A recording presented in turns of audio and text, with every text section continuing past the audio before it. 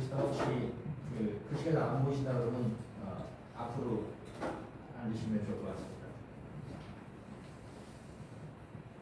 저번에 구원의 목적 1을 했었고요. 예, 오늘은 구원의 목적 두 번째 시간입니다. 예수님께서 말씀하셨죠. 나는 선한 목자라. 나는 그 셰퍼드다 이렇게 말씀하셨어요. 우리가 굿은 그동안에 참 많이 얘기했습니다. 선한, 착한이라고 하는 의미가 절대 아니라고요. 굿의 거의 95%의 뜻은 놀라운, 뛰어난, 대단한, 정말 최고의 이런 뜻이고, 그 중에 선하다, 착하다라고 하는 의미는 기껏해 한 3, 4%, 5% 정도 담겨 있습니다. 그 셰퍼드, 정말 뛰어나신 그 목자가 뭐라고 말씀하셨냐면, 내가 온 것은 양으로 생명을 얻게 하고 더 풍성히 얻게 하려. 우리는 보통 더 끝까지 어떤 목적을 보고 가야 되는데 한 단계에서 보통 끝이는 경향이 있어요. 그러니까 생명을 얻게 하는 것, 우리가 구원받는 게 가장 중요해요. 그 다음 단계가 있어요. 더 풍성히 얻게 하는 건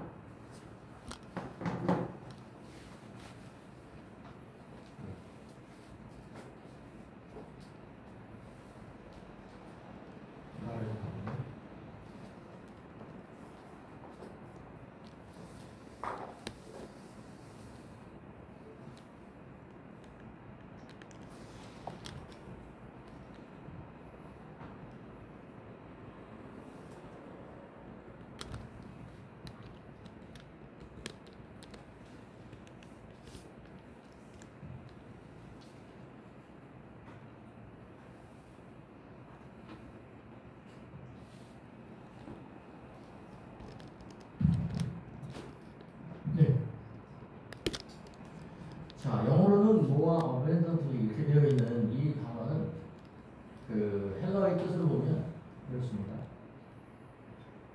수적이나 평가에 있어서나 수위에 있어서나 필요에 있어서 뛰어난 것. 이것을 모아 어벤던트라고 번역을 했지만 그런 의미를 가지고 있습니다. 그래서 수적이나 필요에 있어서는 넘치는, 필요보다도 많은, 부과된, 그 다음에 대단히 풍부한, 이해할 수 없는 이런 뜻을 가지고 있고요. 그리고 평가나 순위에 있어서는 뛰어난, 특별한, 능가하는, 비범한, 탁월한, 우수한, 또 걸출한, 발목상대한, 보다 뛰어난 이런 의미를 가지고 있습니다. 결국은 뭐예요? 그것이에요. 결국은 굿 셰퍼드께서 우리를 굿하게 만들겠다, 굿 피플로 만들겠다라고 하는 의미를 가지고 있습니다.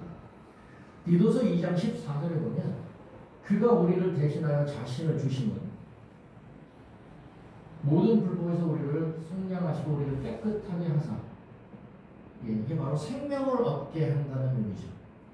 근데 또 두 번째가 있어요. 어떻게요? 선한 일을 열심히 하는 자기 백성이 되게 하는 거예요. Good work. 선한 일이, 이게 착한 일, 이게 아니라는 거죠. 하나님의 계획과 목적, 하나님께서 품고 계신 그 놀랍고 위대한 그 계획, 그것을 열심히 하는 백성을 되기를 원한다라고 하시는 부분이에요. 자, 내가 온 것은, 또는 예수님께서 우리를 대신하여 자신을 주심은, 그건 뭐예요? 예수님께서 우리를 위해 자신을 주신 목적은 그런 뜻이죠. 우리를 속량해서 정결하게 하고 생명을 얻게 해서 그 다음에 선한 일에 열심을 내는 백성을 만들겠다라고 하는 거죠. 그래서 어떻게 해요? 우리를 굿 셰퍼드처럼 우리도 굿하게 만들겠다라고 하는 거죠. 그리고 디도서 뒤에 3장 7절에 보면 우리로 그의 은혜를 힘입어 의롭다 하심을 얻어 어떻게 해요? 영생의 소망을 따라 상속자가 되게 하십니다. 그 다음에 우리를 어떻게 만들겠다는 거예요? 하나님의 상속 유업을 이을 그런 정말 그 능력과 가치가 증명된 그런 어떤 존재로 만들겠다라고 하시는 것이 예수님의 우리를 위해서 돌아가신, 우리를 위해서 죽으신 그런 목적이라고 하는 겁니다. 그 셰퍼드를 쫓아가기 위해서는 그래서 어떻게 해요? 예수님께서 말씀하셨죠? 나의 멍에를 메고 내게 배워야 돼요. 그리고 또 자기 십자가를 지고 나를 따르지 않는 자도 내게 합당하지 아니하다. 합당하지 않다는 것은 내게 가치가 없다라고 하는 거예요. 결국은 교육과 훈련을 통해서 나에게 가치 있는 존재가 된다라고 하는 거죠. 단순히 그 지옥을 벗어나서 하늘에 들어갈 수 있는 그런 놀라운 은혜를 입는 거에서 끝이는 게 아니라 바로 하나님께서 함께 이 온 세상을 통치하는데 함께 파트너가 되길 그렇게 원하시는데, 그러면 어떻게 돼? 배우고 훈련을 받아야 된다고 하는 거죠. 교제가 그래서 성경이에요. 그런데 우리는 성경에서 내가 어떻게 하면 구원을 받지? 라고 하는 것만 찾아서 그것만 외워요. 성경이 한 2%도 안 되는 것. 나머지 98%에 대해서는 이건 이해가 안 가, 저건 잘 모르겠어, 저건 구약이니까 이러고서 하나님 말씀에 대해서 별로 관심이 없어요.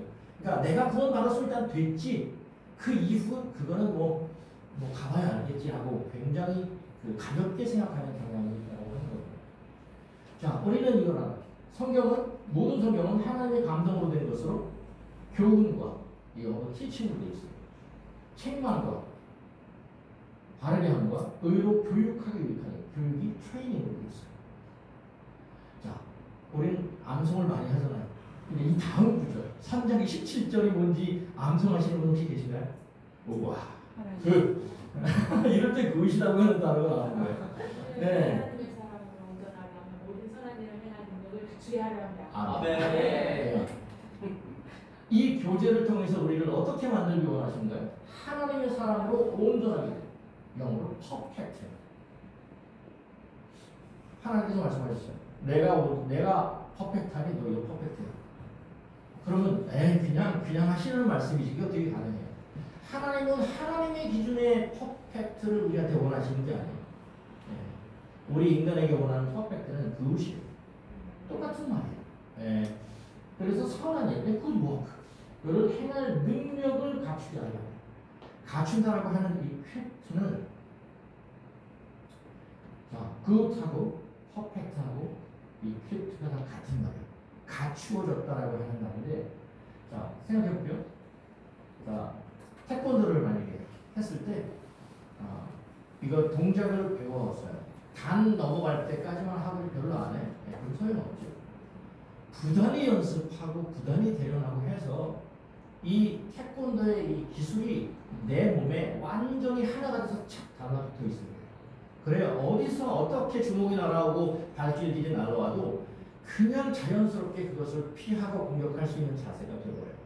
결국은 하나님 말씀이 어떻게 해요?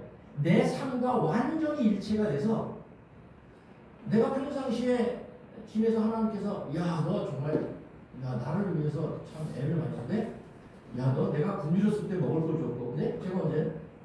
이 사람은 의식하자 그냥 삶 자체가 성경하고 완전히 하나가 된다고 하는 거예요. 착한 일 많이 하니까 천국 간다라고 하는 의미가 아니라는 거죠. 자, 그럼 어떻게 돼요? 공부하는 사람이, 학생은 열심히 해야 된다는 거죠. 열심히. 부지런하여 게으르지 말고 열심을 품고 주를 섬기라. 열심히 한다는 게 뭘까요? 열심히 한다는 게 열심히 한다는 거지. 그걸 또 무슨 이렇게 막 설명하기가 좀 그럴 것 같은데, 이 열심히 한다는 게 뭘까요? 이 단어의 뜻을 보면 물을 끓이다, 뜨겁다. 특히나 이 물을 끓이다. 그래서 뜨겁다라고 하는 의미를 가지고 있어요. 그런데 이걸 은유로 하면, 비유로 해서 보면 이게 좋은 것이나 나쁜 것에 있어서 영이 뜨거워져서, 특히나 그 굿은 영이 뜨겁다라고 하는 표현하고 돼요. 그 나쁜 것에 대해서 이렇게 하는 건 영이 끓는다 이런 얘기는 안 하고, 아까 그 설명에도 나와 있어요. 그래서 예, 그것이 어디 뭐로 나타나요? 사랑과 열정, 열심으로 나타나게 됩니다. 자, 일단은 그 악한 것에 대한 불의를 보면 어떻게 돼요? 화가 나죠. 끌어올라요. 분노가 되죠. 의로운 분노가 일어날 수 있어요. 그런데 성경에서는 그거 당연히 일어나는 게 맞아요. 근데 해가 질 때까지 그걸 품지 말고 대신에 우리는 어느 쪽으로 해야 되냐면 애통하고 의에 대한 갈망으로 그것을 전환시켜야 되겠죠. 자, 이건 이제 딴 일단은 치워버리고 이 얘기는 요번에 지금 할 얘기가 아니기 때문에 오늘은 바로 영이 뜨거워서 발생하는 사랑과 열심에 관해서 여기서 보통 영이 뜨겁다라고 하는 부분은 스피릿은 여러 가지 의미가 있는데 그 중에 마음, 정신 이런 거예요.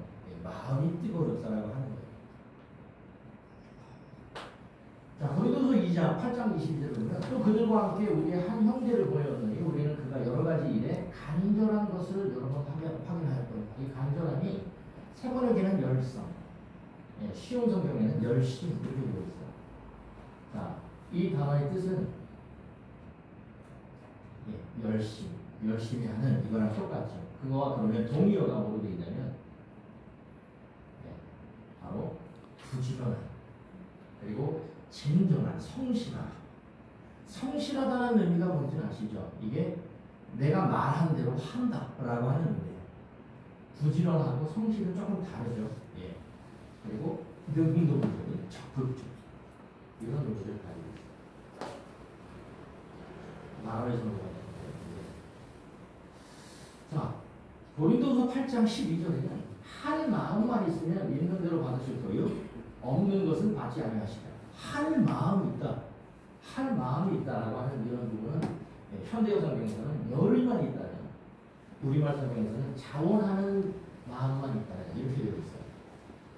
자, 이 뜻의 영어 단어는 역시 열심히 질하고 같은 의미를 가지고 있죠. 자, 그래서 역시 이건 마음의 열정, 열심, 충정을 의미합니다. 우리가 충정을 얘기할 때 내 충정이 끌어올라서 피 끓는 충정으로 뭐 이런 어떤 의미를 사용하죠. 바로 그 열심은 바로 그런 열성, 충정을 의미를 하고요. 그리고 다른 뜻들을 보면 그것에 대한 갈망이 있고 그렇게 할 어떤 의향을 가지고 그러니까 이 성경은 우리 뭐로 수동적으로 하지 말라고 그래요. 억지로 하지 말라고 그래요. 하려면 하고 말려면 말라고 그러는 거죠. 나는 너희가 뜨겁기를 원하지 안 하려면 그냥 차가워. 나 중간도 싫어. 미지근한 것도 싫어. 하려면 똑바로 하고 말려면 말자. 너희가 안 하면 나는 그냥 돌들을 들어서라도 찬양하게 할 수 있어. 라고 말씀을 하시죠. 마음의 준비가 되어 있다. 라고 하는 의미를 가지고 있어요. 빌레몬서 1장 14절에는 이는 너희 선한 일이 억지같이 되게 아니하고 자의로 되게 하려 합니다. 여기서 이 자의가 세 번역에서는 자진해서, 우리말로는 자발적으로 이렇게 되어 있고요. 이 단어의 뜻은 어떻게 위에 있는 아까 조금 전에 했던 그 단어와 같아요. 나는 그렇게 할 의지가 있다라고 하는 거예요. 그리고 그런 의도를 가지고 있다는 것. 그렇게 나는 마음을 먹었다라고 하는 거예요. 그래서 결심했고 그렇게 하기로 결정을 했고 그렇게 할 의도를 갖고 목적이라고 하는 거죠. 목적이 있기 때문에 나는 그런 의도를 가지고 행동을 하는 거예요. 내가 어떤 목적 없이 어떤 일을 그냥 이렇게 반복적으로 계속 하는 일이면 이게 오래 가지 않아요. 금방 식어요. 조그만 어려움이 있으면 금방 내가 잘못 생각했다라고 후회하게 되는데, 정확한 목적이 있으면 내가 지금 하는 단순한 반복적인 일이라도 이게 의미가 있고 가치가 있고 정말 어떤 힘이 그런 어떤 끌어오르는 이런 부분들이 지속될 수가 있죠. 왜? 소망과 바람이 있기 때문에. 그러면 이렇게 왜 영이 뜨거워지냐면 사랑해서, 좋아해서, 애착이 있어서 그렇게 하는 게 기쁘고 즐거워서. 왜? 목적을 아니까 이게 억지로 되는 게 아니에요. 그렇게 자발적으로, 능동적으로 되는 데는 결국은 이 세상에서의 하는 여러 가지 부분들이 어렵지만 앞으로 그 이후에 나에게 주실 그 놀라운 그런 앞의 것을 생각하고 그렇게 좋아할 수밖에 없죠. 이것이 원인이기도 하지만 이것이 중간의 과정이기도 하고 결과적이기도 하고 모든 것에 틀림없이요. 자, 열심 하나로도 굉장히 할 얘기가 많죠. 이거 한 가지만 할게요. 내가 하나님의 열심으로 너희를 위하여 열심을 내노니, 이렇게 되어 있는 이 열심은 헬라어로 제노스. 열심이다가 뭐예요? zealous. 이 헬라어에서 영어가 그대로 들어왔다는 걸 알 수 있죠. 이건 뭐냐면 역시 영이 뜨거워졌다라고 하는 뜻이에요. 그래서 어떻게 해요? 내 마음에 두근두근 어떤 그 exciting해졌어요. 그리고 우리가 찬양할 때 가장 많이 나오는 단어 중에 하나가 어도예요. 우리는 worship you 해가지고 찬양합니다 할 때 그 워십을 얘기도 하지만 난 당신을 찬양합니다, 당신을 사랑합니다, 너무나 간절히 사랑합니다라고 할 때 이 어도를 사용해요. 어떻게? 너무 좋아하고 너무 사랑해서 존경을 안 할 수밖에 없고 그래서 그분께 예배드린다라고 하는 단어가 어도예요.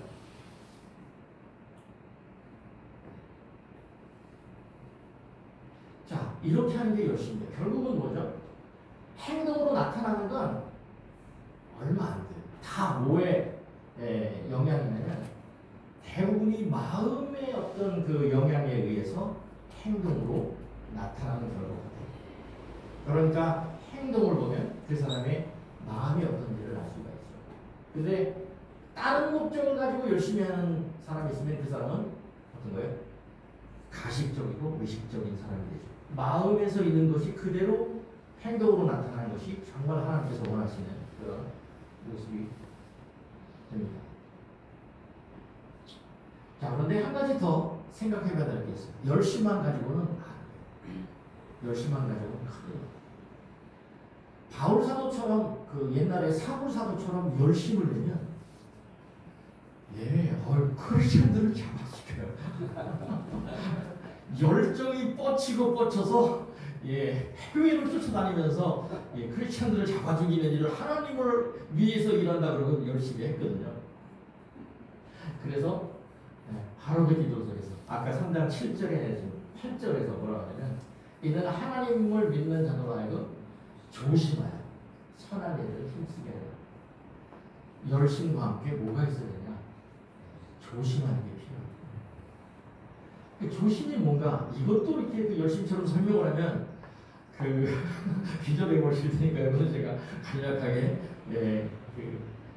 요약해 봤어요.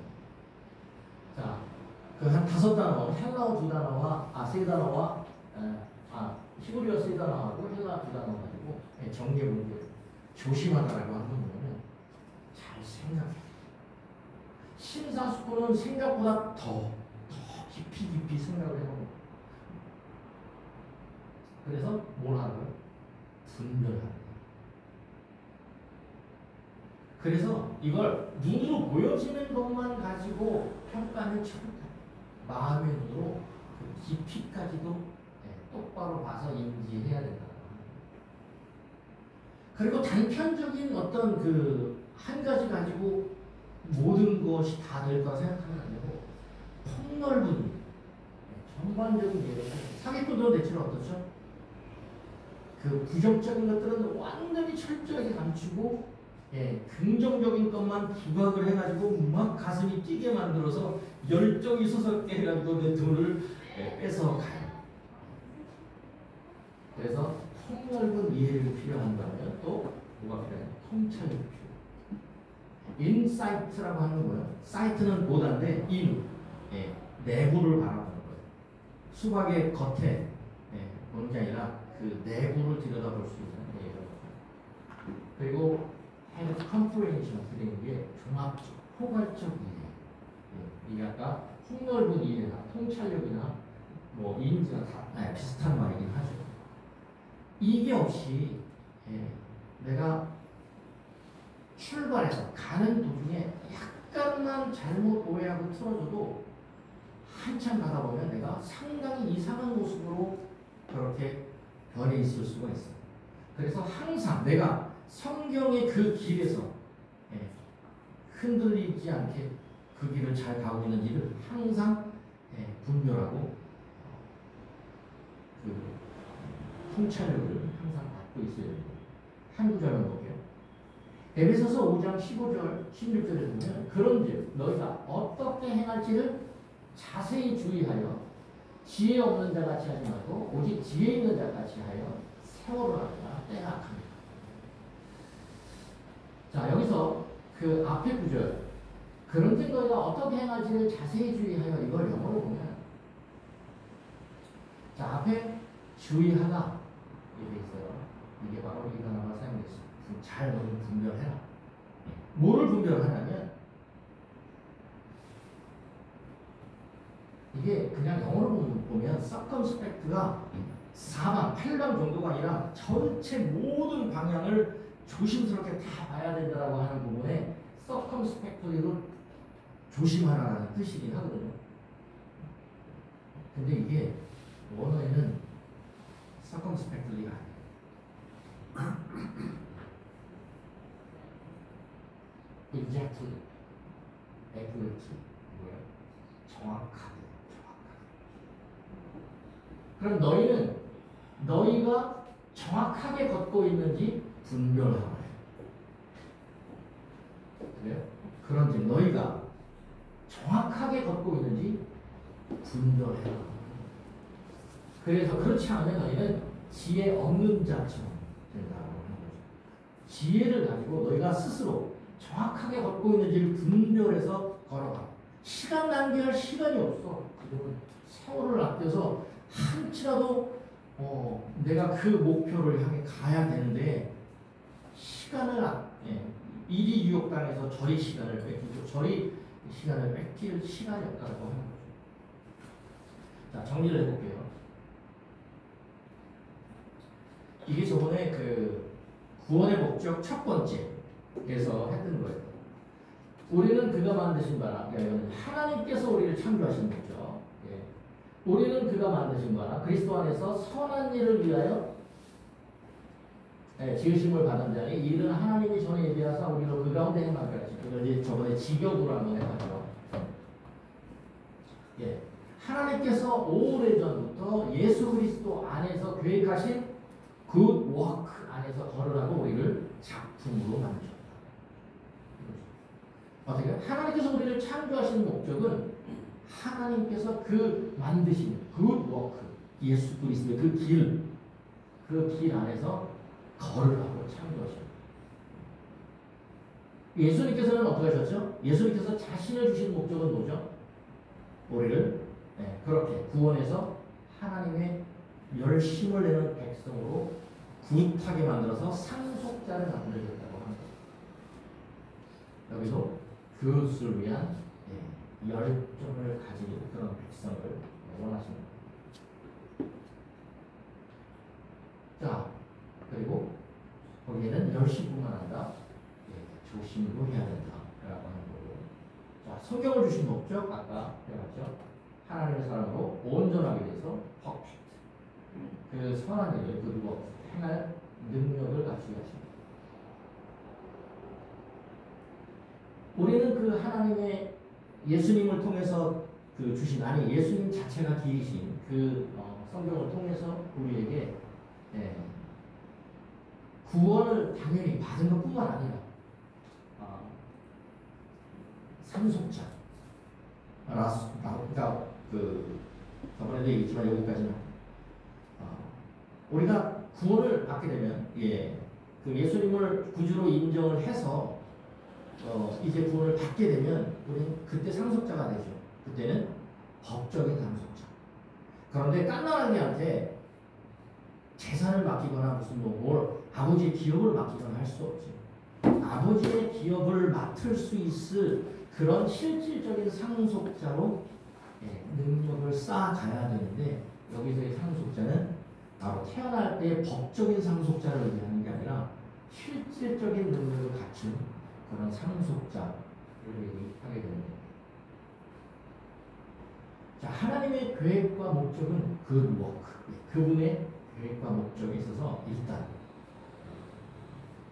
우리는 이 땅에서 상속자가 될 것, 퍼펙트라고 그이라고 인정받을 사람이 되는 것이 1차 목표고요. 그 뒤에는 뭐가 있을까요? 뒤에도 있습니다. 우리는 아직 어디에 와 있나요? 우리가 남은 인생 동안에 어디까지 갈 수 있을까요?